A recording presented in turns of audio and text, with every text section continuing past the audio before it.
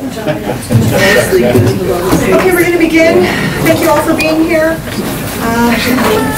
We were planning on doing this outside, but it's so windy, we thought it would be better for your cameras and microphones inside, so we apologize for the cramped quarters. My name is Marcella Diaz. I work for Somos, Pueblo Unido. I'm also a member of the Welcoming Community Subcommittee of the Santa Fe Immigration Committee.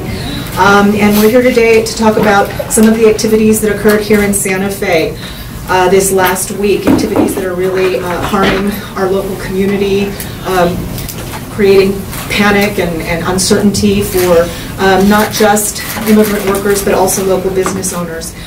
In 2017, at the end of 2017, ICE said and declared that they were going to be conducting more I-9 audits at businesses throughout the country, and in fact, that's what they've been doing. In fact, the deputy director of ICE said that he had a goal of increasing I-9 audits for businesses by 400%. So in the last 2 weeks, we have seen many I-9 audits wreaking havoc in the local business community and for the workforce in places like California and also throughout New Mexico. We've been receiving reports at Somos of this happening in Albuquerque, Las Cruces, Tucumcari, Taos, many communities, and Santa Fe was no exception.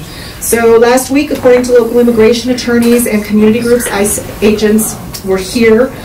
We know of at least 6 businesses that were targeted with I-9 audits, and separately, since ICE was here for the week, several immigrants were detained at their homes, at the local probation office, outside the courthouse. At least one person, it was reported, was picked up outside in the parking lot of the courthouse, and in some cases outside of their workplaces. We also received a report from a restaurant owner who said that ICE came to his business to eat, but took photographs outside of the business and inside of the business, which of course was very disconcerting, not just for the employer, but also the workers.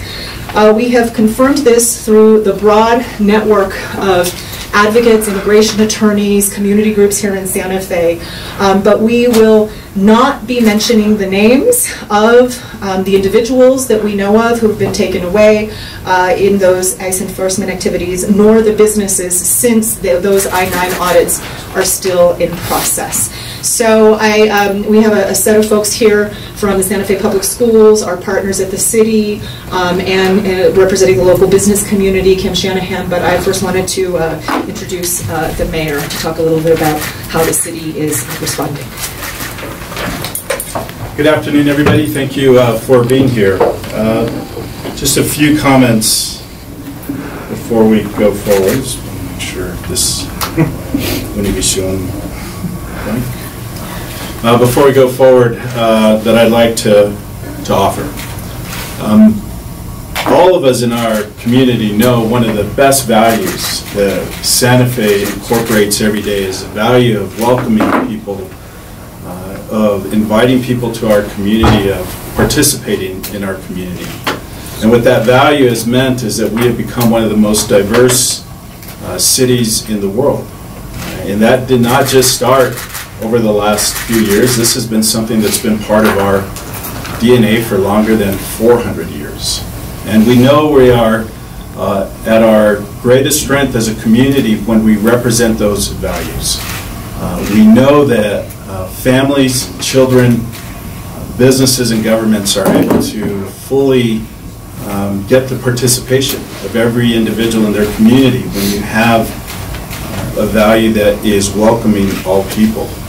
It's why our welcoming cities ordinances, why our sanctuary city ordinances have been so important, to make sure that there are a set of policies by our city that would never cross the line or move into a place of trying to seek documentation of where an individual's from. Because when you begin to do that as a city, you begin to marginalize people into different categories that you really don't need to. When you think about making sure that we're a community that is continuously peaceful and one that is able to thrive. Make no mistake that I absolutely believe with these intentions by the federal government and by ICE, it's to intentionally disrupt and to hurt and to harm people in our community that are living peacefully, seeking a better life. This stems straight from the Trump administration's effort, who from the earliest days has targeted undocumented immigrants as individuals that they would begin to seek out and disrupt and harm their lives. And we know that all over the country that they have seen quite a bit of success in that area. And families are being harmed and they're hurt every day as a result of that. That goes counter to the basic fabric and the value of our community. It goes counter to what we believe in. And what's very frustrating for all of us is that we know that there is a fix in our immigration system, that there is a way to reform it that allows for people to come out of the shadows, to be able to receive documentation, to be able to fully participate, but they have chosen not to proceed forward. And because of that, today, children will wake up at home wondering if there'll be a knock on their door. Parents will go to work wondering if there'll be a knock at the door of their place of employment. Families will wonder whether they will have one more meal in the evening when they come back. That is not what our country has ever been about. And it is what this administration is trying to make it about by dividing our communities, by separating us. And we can't afford to let that go on further. Our job as a city is to do everything we can to protect every individual, to assure that any person that wants to commit violent crimes against them, that we stop those individuals. To assure that any individual who's living in our community can walk freely in our streets and be able to have the protection of our law enforcement from someone who wants to do harm with them, regardless of where those individuals are from. And we will continue to do so and follow those policies as a city. We also know how important it is in our economy that thrives on tourism and on film, that we rely on a set of skilled workers, people to come in every day and perform critical job functions so that we can be competitive on a global scale. And this type of effort by ICE disrupts our small businesses from being able to know or be able to determine whether there'll be some type of stabilized environment for workers to be able to work and continue to add to the mission of their businesses. So I am asking the federal government and ICE to immediately stop this disruption. I will be sending a letter along with Councilor Villarreal to our congressional delegation asking for a report to our community as to how many families have been targeted, how many businesses have been targeted, so that we truly understand what their intent in our community is. Because to wake up today, as we did last week, as we will continue to do, not knowing which families will be disrupted, not knowing which businesses will be targeted, is unacceptable. And I certainly hope and expect that the administration and our congressional delegation will get those answers for us as a community, so that we can continue to go forward and be this welcoming city that has prospered for so many years because of the values of being able to accept one another for who they are and who they want to be in our city. And so with all that, I want to thank our partners at the public schools and at the businesses. I want to thank Councilor Ives for being with us here today as well, and to send a message out to our families as well. Our city is here to do everything we possibly can to make sure that you're safe. But what we cannot do under our welcoming policies is fully protect you when there are these raids that take place. So it's important that you take the time to get the education to know what your rights are, to reach out to individuals like Somos, Pueblo Unido, and others who can help guide what your rights are in our country. Because every person has rights in the United States.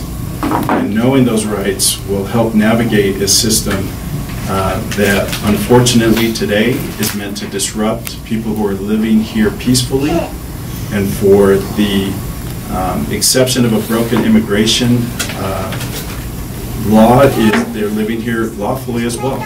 And so please make sure you take the time to find out what your rights are. We will continue to be a city that pursues welcoming policies. We're not going to be forced or bullied by the administration to have to collect documentation or status, and we certainly are not going to live in fear of a threat of any federal monies being removed if we do not participate in enforcing the federal government's immigration laws. So thank you, Marcella, and we'll turn to our next one. All right, so Councillor Villarreal helped sort of put this together and organize the city's response. Unfortunately, at the last minute, she couldn't be here. Her grandfather died yesterday, but she did ask that we read a part of her statement for you all today. She says the city has ensured through its sanctuary policies to not turn against its own residents by inquiring about immigration status or cooperating with ICE. But the Trump administration continues to find ways to strike fear into local communities, detain, deport, and separate families, and harm locally owned business and the economy. Sanctuary means that we come together to fight back and intensify our efforts to provide community education about our rights as workers and business owners, and do what we can to hold the Trump administration accountable. We will continue to work with the Immigration Committee, the City Council, and the administration at the city to bring stakeholders together and give Santa Feans as much information as we can about our collective rights. The city will be posting on its website information for employers and workers about these I-9 audits. You'll see some of those documents up here. They'll be co-sponsoring with local business and workers' rights groups, forums in the community. We also have flyers about that here, and we'll continue to find other ways to circulate good information to business owners and workers. Immigrants make Santa Fe stronger. We are all in this together, and we have a duty to protect each other. That is how we will support our workers and families. With that, and of course, Councilor Villarreal was one of the co-sponsors of the new and improved Welcoming Communities resolution that passed in early 2017, as was Councilor Ives. So if you wanted to say a few words about the work that we're doing, and then we'll hear from Dr. Garcia. Close it to the mic. Close it to the mic. Yeah. Okay. Well, first of all, thank everybody for being here today. Thanks to Somos, thanks to Mayor Gonzales, the school district, our business community. This is a clear statement about the significance of these particular issues across the community of Santa Fe.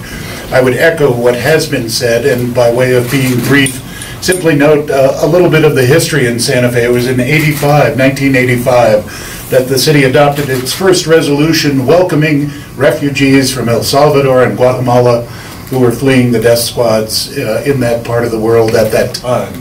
Subsequently, in 1996, we passed our first welcoming and non-discriminatory resolution that established clearly the values of the city of Santa Fe as a welcoming city, as a non-discriminatory city, and as what people refer to as a sanctuary city. And of course, that was followed by the more recent legislation which affirmed that and tightened a number of the aspects of our ordinances protecting the privacy of the people who live in Santa Fe. And so I would simply end by saying it is wonderful that we as a community come together to assert our values on this issue, which is so significant to Santa Fe's place in the world as a very diverse community, as a multicultural community, as the oldest capital city in the world where we celebrate all who live here. And so thank you again to Somos, Mayor Gonzales, Superintendent, the business community for coming together and all speaking with one voice on this issue on behalf of all of the families of Santa Fe. Thank you.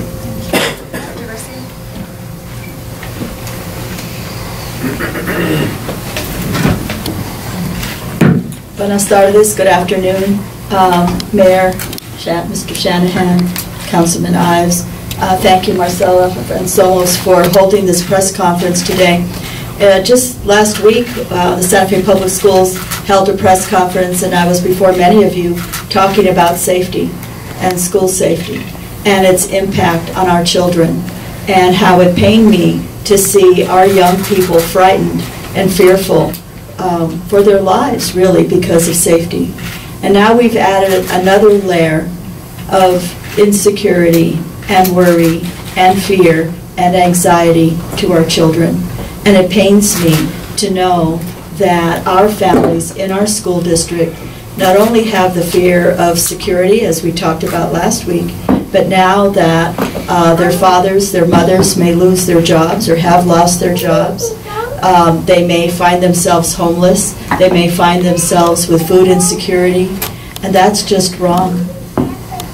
No child should have to worry about that when their parent leaves leaves to work, or when they come home from school, that their parent might not be there, or that they might find themselves in tremendous financial insecurity.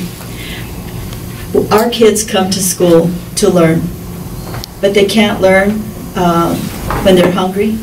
They can't learn as well when they're anxious and they're worried, and this concerns me greatly. It affects all of our children, not only immigrant children. When we had this concern earlier this fall, I heard from parents and children who would go home and crying that they were worried about their best friend might not show up at school the next day. So it not just affects the immigrants in our school district, it affects us all, because we are one community and we do care for each other. Again, when parents lose their jobs as a result of these I-9 audits, it immediately impacts the family, and again leads to additional stressors: homelessness, car payments, rent, food. So I want to say that we will work with advocates associated with the Santa Fe Public Schools, our community-based organizations like Somos, the Santa Fe Immigration Committee, and others to ramp up our efforts. We do have a safe place where our families have been meeting since last year with advocates, so that they know our rights. We all need to know our rights. The Santa Fe Public Schools, as do all the school districts in the state, do not collect immigration status, and we will not allow unlawful access as well. So, thank you. We found out through our own connections in the local immigrant-owned business community, as well as through our connections with organizations that provide legal services and immigration attorneys, about some of the businesses that were targeted. Again, these weren't big chains. These were small, medium-sized businesses that sort of ranged on the kind of industry and the kinds of industries and the kinds of businesses that they were. But the associations that organize businesses and contractors had also been receiving information, and that's why we've teamed up with them and the city to do some workshops and forums, and we have our first one on Wednesday, but Kim can speak more to that. Thank you, Marcella. My name is Kim Shanahan. I'm the Executive Officer of the Santa Fe Area Home Builders Association. In that role, I'm also privileged to be a member of all three chambers of commerce here in the city of Santa Fe: the Hispanic Chamber of Commerce, the Green Chamber of Commerce, and the regular Chamber of Commerce. I've also been part of a coalition organized by the New American Economy, a nationwide nonprofit of businesses, tremendously huge businesses in America, who have been advocating for sensible immigration reform, particularly for the rights of DACA recipients. The Home Builders Association has long recognized how critical immigrant labor is to our industry, and not just in Santa Fe, but nationwide. And as business owners living in a sanctuary city, we cannot assume that a city simply passing an ordinance is what makes us a sanctuary city. We business owners, especially in businesses so dependent on immigrant workers like home building, hospitality, healthcare, and retail, in other words, the vast majority of businesses in Santa Fe, we have a responsibility to stand with our friends, our families, and neighbors and defiantly say we are what makes Santa Fe a sanctuary city, we the businesses, not just Mayor Gonzales and his great work, or the great work of Somos and Pueblo Unido, but the business community. We are what make us a sanctuary city. Shortages of skilled workers is reaching a crisis point nationwide in the home building industry. It is identified as the #1 issue facing home builders across America. If anyone believes we are simply trying to find the cheapest workers we can, they are sadly mistaken. It takes great skill to build homes in Santa Fe, and all of our workers are precious to us. They are people we respect and whose lives are entwined with all of us. Businesses need to know their rights and how to protect themselves and their workers.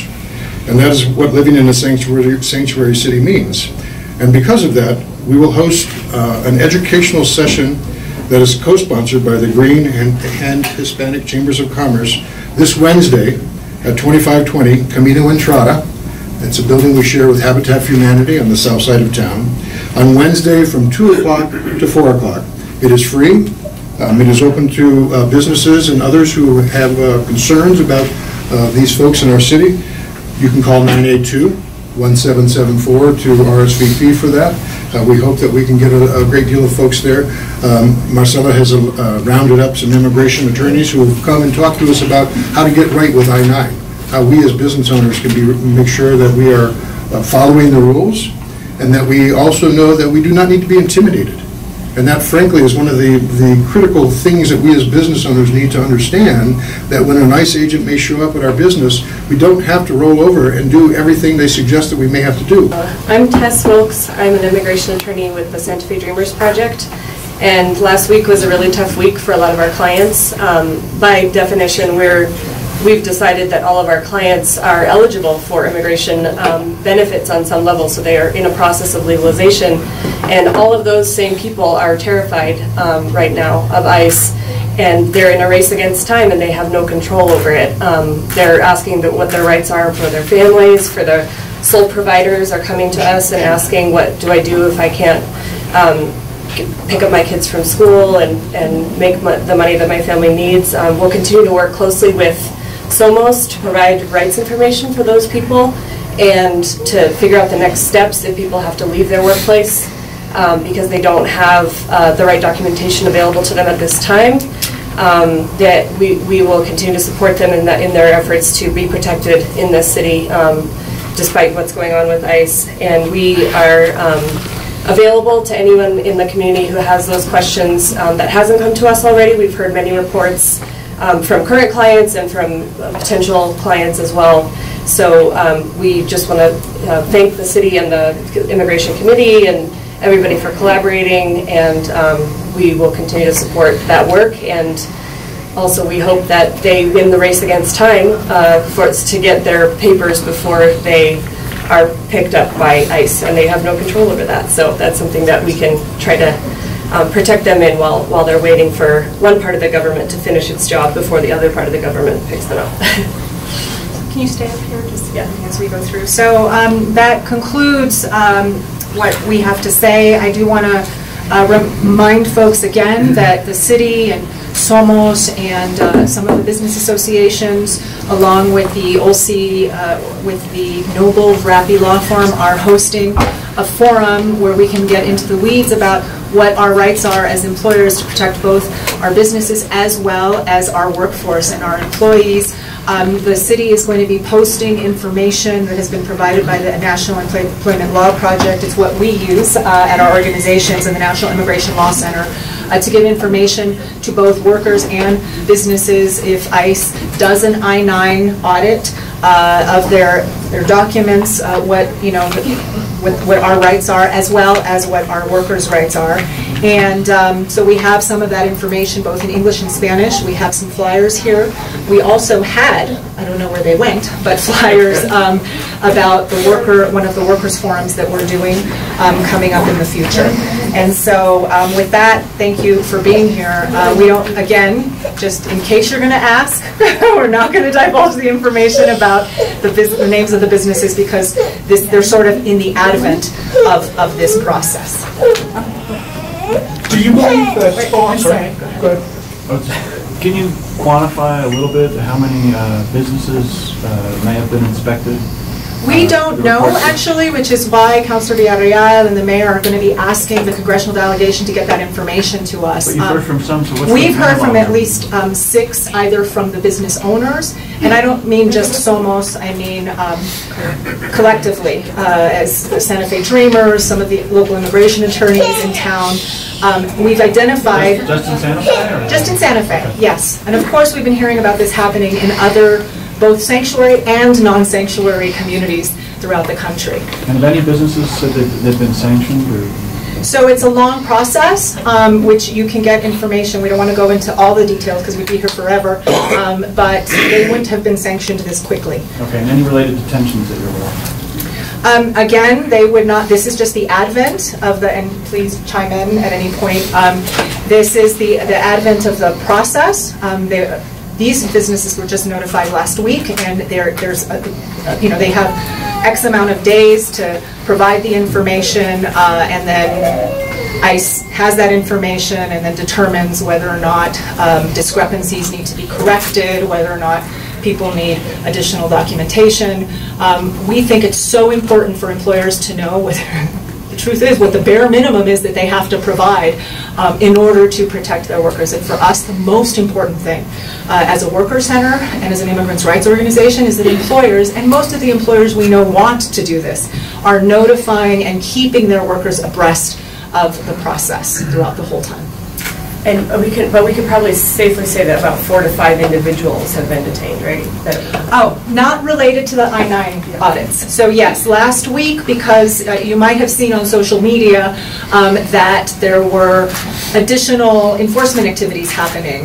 More of what we've been seeing, throughout the year, really, and that is ICE coming to homes in the morning with arrest warrants. Orders of deportation, looking for individuals. And even in that situation, immigrant families have rights. Obviously, they don't have to open their door. They don't have to identify themselves. I mean, they have a number of rights, which is part of what we do. And we also heard that last week in the parking lot, and this was from an immigration attorney, and so I mean, it's fairly confirmed, that an individual was walking out of the magistrate court and in the parking lot. Now, we haven't seen that for months, and so I think they were just in town. Again, we don't have, it's not like they're notifying our city or telling anyone what's happening, and so we can only keep track based on our ability to speak to each other. We also know of at least 2 people who went to their regular probation, complying with the rules, complying with the law, going to their regular probation meeting, and as we know, this governor has instructed the Corrections Department and Probation and Parole to cooperate with ICE, and so they were taken instead of, they had family members waiting for them outside, but instead they never came out and were taken away by ICE. And those were here in Santa Fe? Those were here in Santa Fe. And again, this has been happening over the course of the year. So I think last week we definitely can say collectively that it was happening more because we're guessing that it's because they were also here to deliver those I-9 audits. So between those 2 types of enforcement activities and investigations, that is what's causing the increased heightened fear and uncertainty in the community. Has there been any direct communication between the federal government and the city, or is the letter to the congressional delegation the form of contact? There's been no communication by any immigration service. They don't notify neither our public safety officers or my office when they're beginning to move aggressively in our communities. It is why we are reaching out directly to our congressional offices, because this is, quite honestly, this is an uncalled for practice by our federal government. It absolutely disrupts people's lives, it disrupts the harmony of a city, and it should not be tolerated. And this, we got to call it what it is. This is a bullying tactic. This is meant to intimidate, to drive fear, and when that happens, that harmony of a community begins to be disrupted in really tough ways. And so we'll fully expect that our delegation will ask the questions. Whether they'll get the answers may be a different story. Do you think that Santa Fe is being targeted because of its status as a sanctuary city? Or I don't. I think I know in visiting with mayors across the country, this has been a practice that's been going on since the very first days of the Trump administration. And there have been hundreds of families that have been disrupted as a result of this. And with each day that passes an opportunity to fix a broken immigration system, to make sure that people that are living here peacefully have an opportunity to be able to come out of the shadows and fully participate. Keep in mind, for our own law enforcement agencies to keep Santa Fe safe, they rely on every individual to share information. If these policies disrupt that effort, then we're not going to get the amount of information that we need to know to actually go after people who want to inflict harm in our communities. So it doesn't make any sense on any level other than to serve as a bullying tactic and to try and disrupt communities and create divisiveness within our communities. I'd also just like to add on the sanctuary point that it's the highest increases of deportations that are occurring are in non-sanctuary cities that cooperate to the hilt with ICE, and that's because they're turning people from routine traffic stops, turning them over to ICE. And so you'll see this in places like Atlanta and suburbs of Atlanta, Georgia, and many, many others. That doesn't mean that they can't be in other communities, but what our policies and our networks and our strong policies and values as a community do is allow us to do things like this, right? Partner with communities, schools, everyone in Santa Fe to get as much information out, to hold ICE accountable when they violate people's rights, and to make sure that we're providing as much information to each other to move forward as a community. Today happens to be the non-deadline of the Dreamers, the DACA decision. This question is for you, Tess, or if anyone else wants to chime in. Could you talk about whether there is a heightened sense of anxiety in light of these I-9 audits? There's also that limbo of a lot of these young people who don't know what their future is going to be. Are they speaking with you about that? Is that a concern? That is a concern. It's a common misconception that today marks an increase in invulnerability for them. Actually, DACA, so right now we're able to still apply for people because of a good court decision. So that's a temporary fix. And so there is still a limbo, the limbo continues, and a good comprehensive immigration reform is still needed, and a solution for DACA is still needed. But currently the deadline doesn't apply to people because we can still keep renewing thanks to that court decision for the moment. So those you have talked to, is it frustrating for them, or what are they feeling, or what's their attitude? I'd say it ranges from despair to kind of postponed hope, like they're thinking maybe down the line, but definitely people have been taking time out of their daily lives to go to Washington, and we've seen a lot of courage on the young people's part that are trying to still bring about change, even in the face of all the threats that they're facing with their families. And now they're parents in many cases young people as well who are employed. I mean, we have to work, right, and support our families. And so it's the workplace enforcement that is really not just putting us at greater risk for deportation, but it's also, it could mean immediate job loss. And that can't be good, as Dr. Garcia mentioned, for DACA students. It can't be good for the children who rely on their mothers and their fathers for that income. So thank you all so much. We'll be around, and please, we're going to, the city today is posting on their website information for the community, but we will find other ways to get the information out. Thank you all for being here.